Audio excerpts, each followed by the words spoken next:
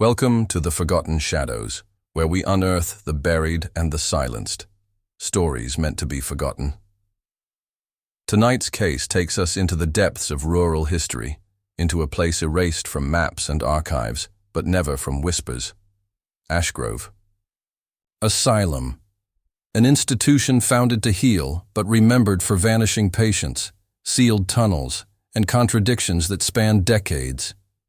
What really happened behind Ashgrove's iron gates? Why did official records suddenly vanish? And why do locals still refuse to speak its name? Stay with us until the end, and let us know in the comments what you think happened at Ashgrove. Was it neglect, conspiracy, or something far darker? Story of Ashgrove Sanitarium begins, as so many do, with tragedy. In 1891, a fire consumed the St. Helena Orphanage, just 3 miles outside the village of Greystone. Contemporary newspapers reported 27 children perished in the flames, but inconsistencies ripple through those accounts. One article from the Greystone Ledger listed 19 deaths. Another from the Morning Dispatch mentioned nearly 40.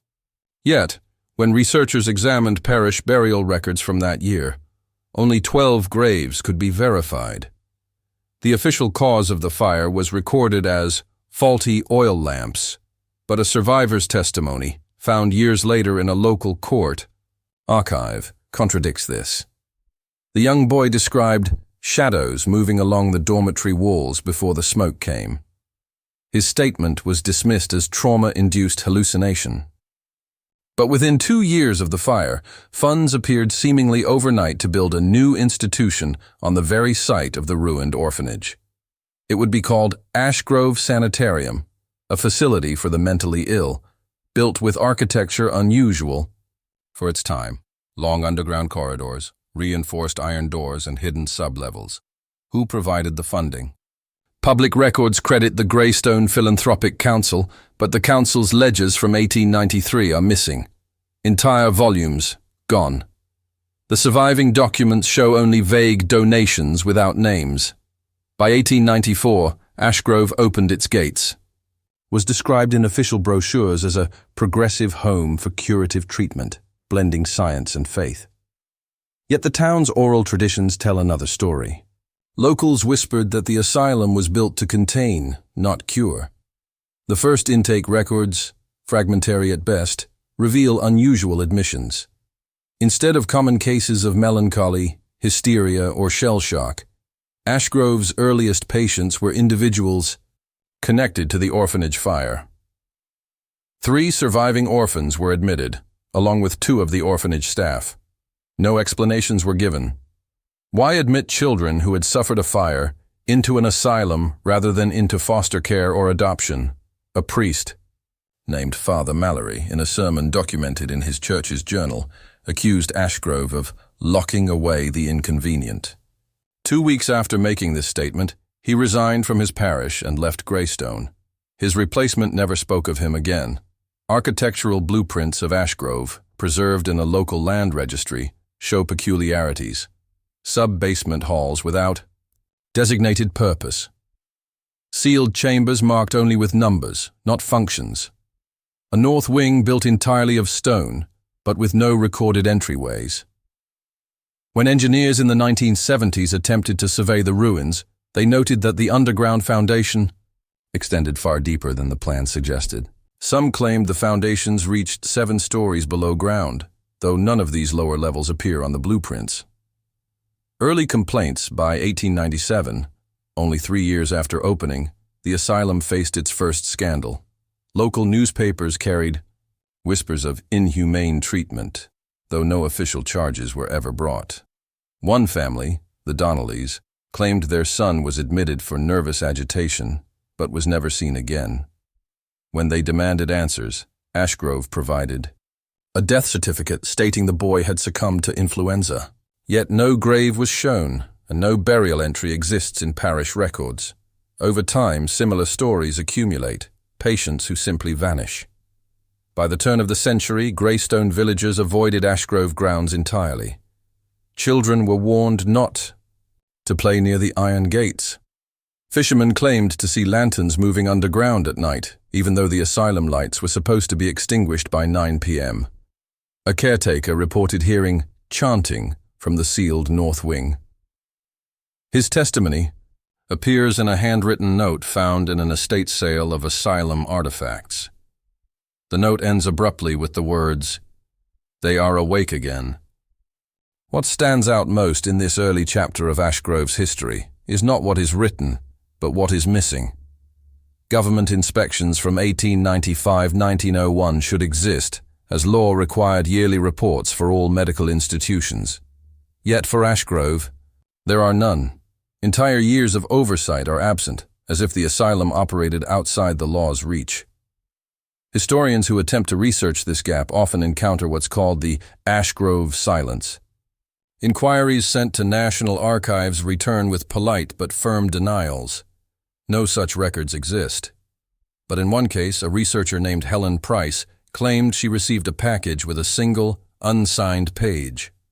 The page contained only a list of names, dated 1896, followed by the phrase, "moved to lower ward." No explanation, no context. Just names that never appear again in any official file. Some villagers believe the asylum's origins tie directly back to the St. Helena orphanage fire. They say Ashgrove was built not to heal the survivors, but to keep them hidden. Why? Perhaps they carried knowledge, or perhaps something carried them. In oral retellings, elders describe the children speaking of shadows that whispered their names, of rooms where the dark thickened into shapes, of something that survived the fire and required a prison stronger than stone. Ashgrove became that prison, and so its foundations were laid not just on brick and stone, but on secrecy, denial, and silence, the kind of silence that grows louder the deeper you listen. By the turn of the 20th century, Ashgrove Sanitarium had already acquired a reputation far darker than its founding mission suggested. Its early years were marred by disappearances, contradictions, and the unsettling silence of missing reports. But what followed between 1900 and 1920 has been described by historians as the black hole of Ashgrove's history. Records are almost non-existent. Entire decades seem deliberately erased, yet fragments remain: letters, testimonies, stray newspaper clippings, pieces of a puzzle that, when assembled, suggests something deeply unsettling. Every asylum of the era was required by law to file annual inspections. For Ashgrove, only 2 official documents survive between 1900 and 1920. Both are odd. The 1903 inspection is unusually short, 2 paragraphs. It describes the asylum as in good condition, with staff sufficient and treatment modern. Yet the signature of the inspector, Thomas Whitaker, does not match samples of his verified handwriting. Some archivists believe it was forged. The next available report jumps to 1919, written in vague, almost dismissive language. Ashgrove continues its essential work with efficiency. No abnormalities to declare. But hospital records from surrounding counties tell a different story. Between 1904 and 1918, 41 patients from nearby institutions were suddenly transferred to Ashgrove. In most cases, their families never heard from them again.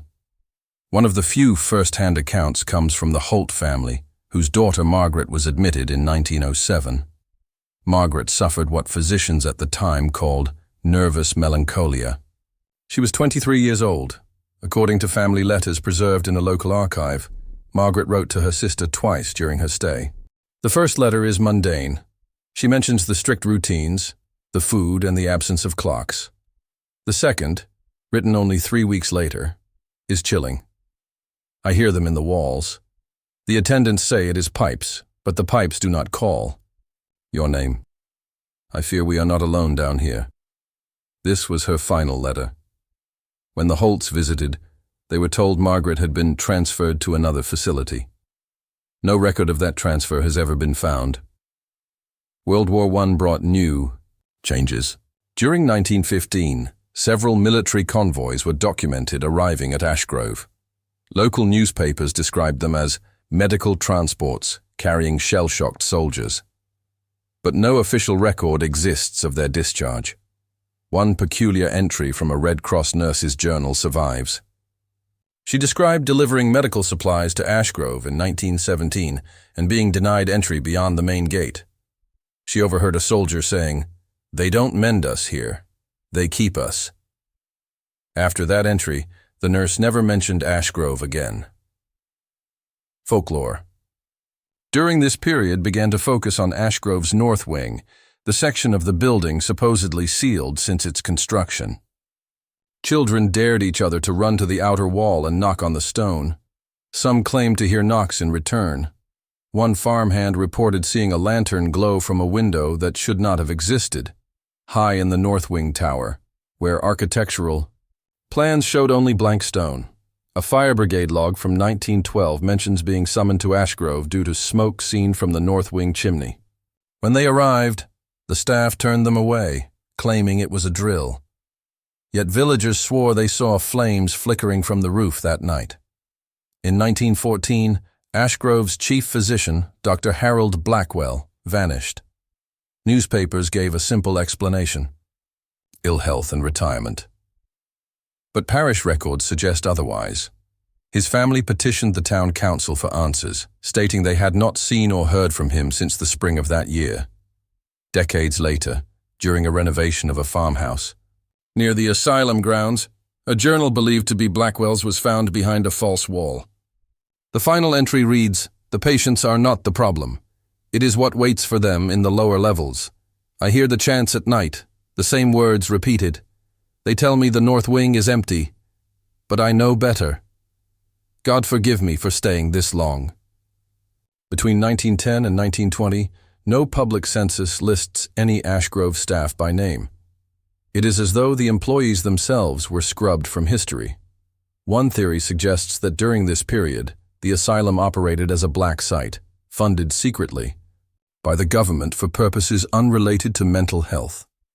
Researchers point to a sudden spike in regional funding for special medical projects, totaling thousands of pounds, but with no attached institutions other than Ashgrove. Fragments of patient testimony survive through transcripts collected during later investigations. One particularly disturbing account, attributed to a former orderly named James Kearns, recalls, "They took the patients down in groups of 3, always 3. They said it was for therapy, but no one ever returned. The sound, it was like stone grinding against stone. And sometimes, you could hear a fourth set of footsteps." Kearns disappeared in 1921 before he could testify formally. In 1918, during the height of the Spanish flu pandemic, Ashgrove was quarantined. A notice was posted at the gates warning of severe contagion. Yet parish death records show 0 deaths at the asylum that year, not a single burial. How could an institution housing dozens, if not hundreds, of patients escape the pandemic? Entirely. Some argue the records were falsified. Others suggest the quarantine was a cover for something else happening within. Perhaps the most haunting piece of evidence from this period is a single photograph, taken by a visiting chaplain in 1919. It shows the patients gathered in the courtyard, pale, rigid, staring directly at the camera. At first glance, nothing seems unusual, but closer examination reveals something unsettling. Every window of the north wing in the background is filled with shadows, lined up as though figures were standing just behind the glass. Experts who analyzed the photo claim the shapes are optical illusions caused by damage to the plate, but locals who've seen the image say the figures look too distinct, too human, to be accidents. By 1920, Ashgrove was still operating, still taking in patients, and still producing no reliable records. Families who inquired were met with silence. Government officials dismissed questions. And the asylum itself remained a fortress of stone and shadow, its underground halls echoing with whispers no one would explain. The missing years left behind only fragments, photographs, testimonies. But together, they paint a picture of a place where truth was deliberately hidden. A place where the line between medical care and something else darker was deliberately blurred. Ashgrove's reputation as a hospital was fading. In the minds of locals, it had become something else entirely. A prison, a secret, a shadow that no one dared name aloud. By the early 1930s, the Blackwood Asylum had become more fortress than refuge. What was once framed as a beacon of psychiatric progress now wore its age and secrets like a shroud. The great oak doors hung uneven on their hinges, and the paint on the high walls peeled in strips, like skin shedding from something diseased. Yet inside, the asylum was not abandoned. It pulsed with a darker kind of life, one shaped by whispers that carried further than any scream. During this decade, scandal began to seep out of the cracks. Families of patients had long complained about the conditions, though their voices were often muffled by poverty, shame, or simple fear of authority. But by 1933, a small but persistent collection of reports began to surface. Unexplained injuries, missing correspondence, and patients transferred elsewhere with no records of their departure. A clerk, who later disappeared herself, noted, "In a surviving ledger that between 1930 and 1935, no fewer than 46 patients had been administratively removed. No burial permits were issued, no forwarding addresses recorded." The official explanation: clerical oversight. Nurses and orderlies, many young women barely trained for the horrors they faced, carried their own secret stories. Some spoke of footsteps pacing at night in wards that were empty. Others described hearing murmured conversations in dialects they could not identify, as though unseen voices were conferring just behind the walls themselves. A few swore they had seen fleeting figures, men in outdated military uniforms, walking the corridors, their boots soundless on the floorboards. But the asylum was not only haunted by rumors, it was haunted by war. As Europe plunged into conflict, and the Second World War loomed, the United States quietly mobilized resources of every kind. In 1941, the federal government struck a series of discreet agreements with psychiatric hospitals across the country. Ostensibly, these contracts were to provide care for veterans suffering war neuroses. Some institutions, including Blackwood, were enlisted into far darker experiments. Declassified fragments, found decades later, reveal that Blackwood received funding through a program never openly acknowledged. Patients were reportedly subjected to sensory deprivation tests, sleep manipulation, and, most chillingly, trials involving new chemical compounds believed to influence memory and obedience. Those who survived often emerged with shattered minds, unable to recall their own names, yet compulsively repeating strange phrases. The staff was sworn to silence under penalty of law. But silence breeds its own rebellion, and rumors slipped out. In 1943, a nurse named Anna Bell wrote a series of letters to her sister in Lexington. She described patients being moved to the asylum's underground chambers, rooms that had once stored coal and supplies. These chambers were sealed at night with iron locks, and Anna claimed she heard muffled cries through the vents. She wrote of files being burned in the furnace, of doctors meeting behind closed doors with military men in plain uniforms. In one letter she confessed, "I no longer know if these walls keep madness in or lock something far worse inside. When I pass the East Wing, I feel as though something breathes with me, through me." Her letters ended abruptly in December 1944. The asylum's employment records show she resigned. No trace of her was found after. The patients, too, became part of the whispers. Several families later reported receiving letters from their committed relatives, written in peculiar, stilted prose, as if dictated by someone else.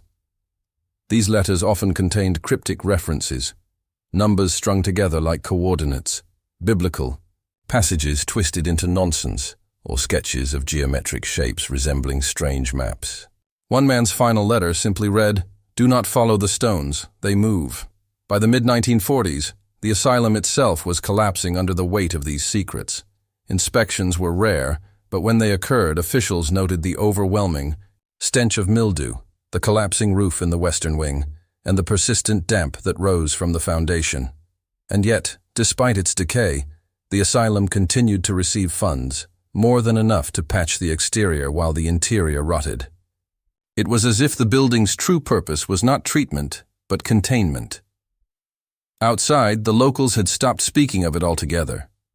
Parents no longer warned their children to stay away. They simply avoided mentioning it.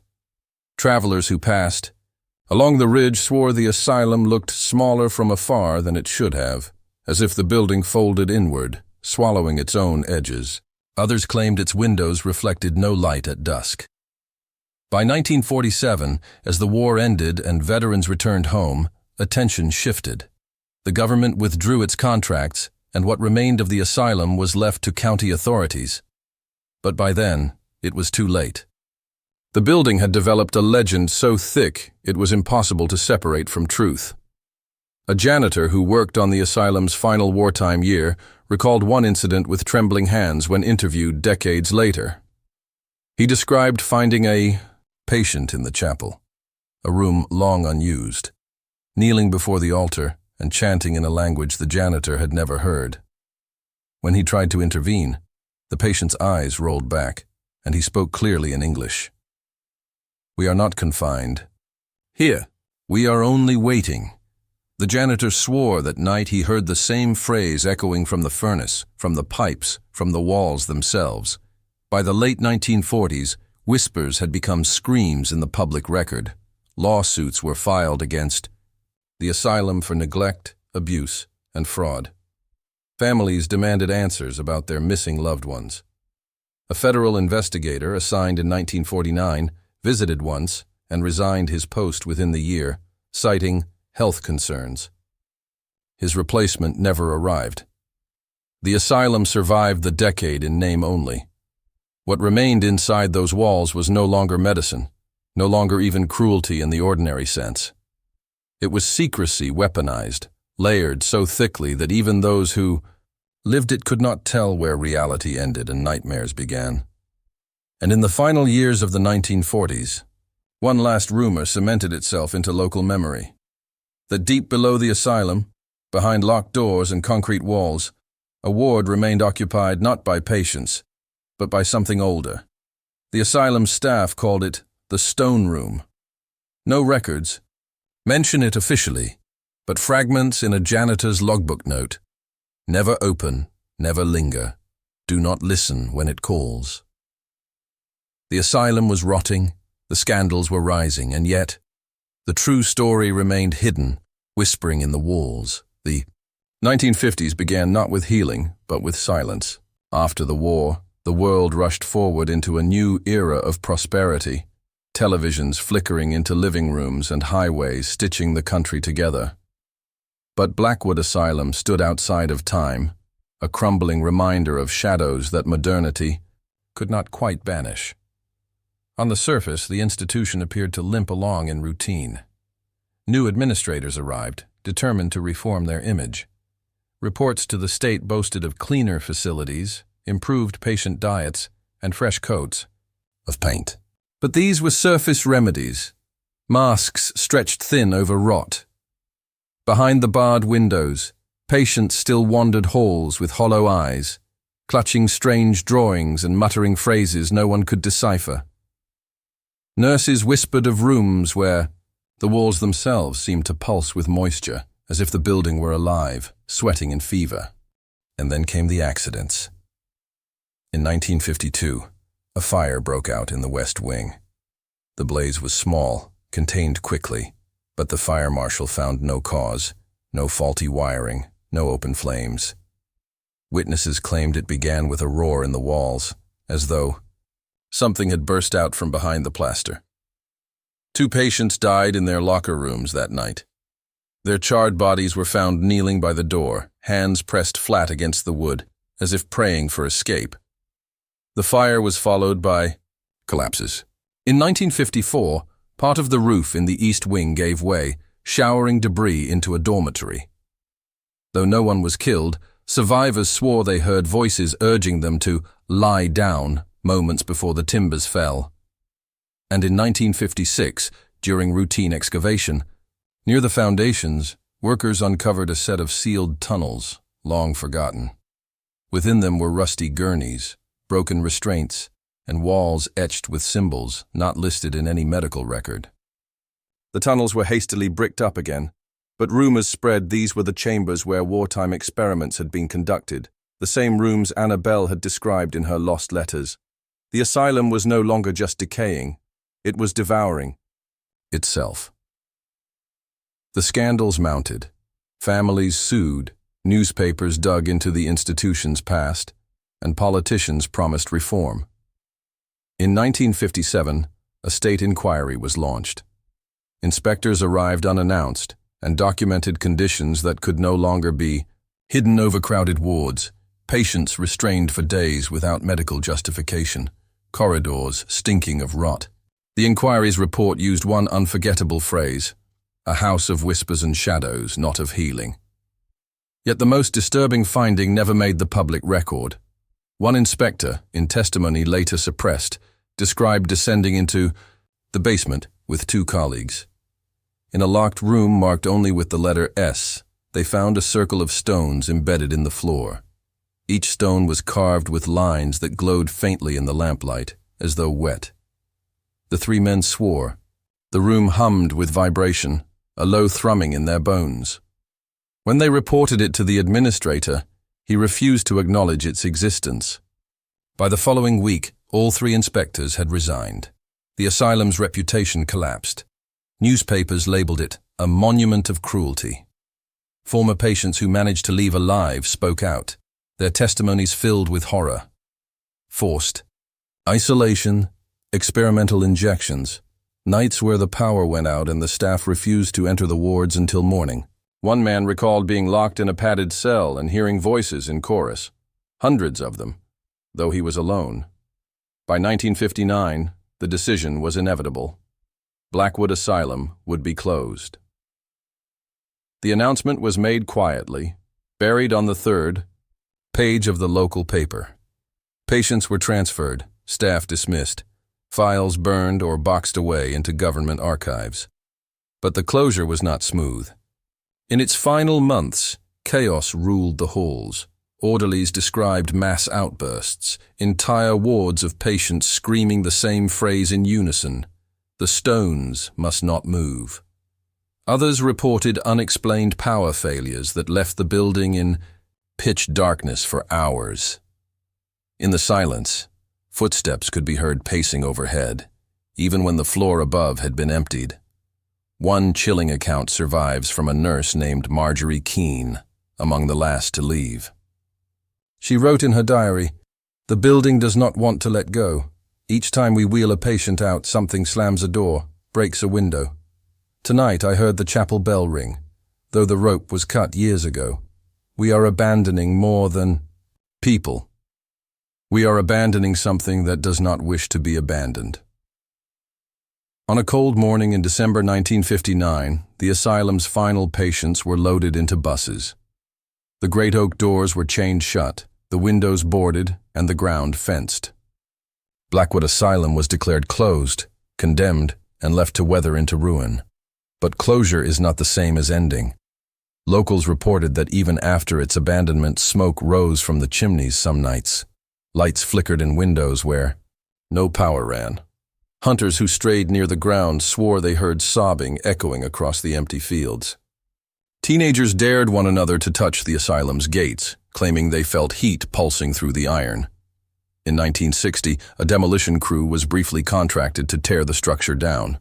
The project was abandoned within weeks after workers refused to continue. They told stories of tools vanishing, scaffolding collapsing with no wind, and one man nearly buried alive when the ground opened beneath him, exposing a dark tunnel that stretched endlessly into the earth. The foreman quit, insisting, "The house won't go. It wants to stay." And so it stayed. By the close of the 1950s, Blackwood Asylum stood empty, its corridors silent but not still. To the outside world, it was just another failed institution, another casualty of outdated medicine and bureaucratic neglect. But to those who had walked its halls, it was something else entirely. A structure that breathed, that remembered, that whispered. When the last staff member turned the key in the chain around the doors, they claimed to hear a sound rise from within, a collective exhale, long and heavy, as though the building itself had been waiting for this moment. Fall was complete. The asylum was dead. Or perhaps it had only just begun to live. And so, Blackwood Asylum fell silent. But the echoes remain. Some say the shadows never truly leave, only waiting for another soul to notice them. What do you think? Were these just stories, or something far darker? Share your thoughts in the comments, and don't forget to subscribe to The Forgotten Shadows, where history's darkest secrets are never truly buried. Until next time, keep watching the shadows.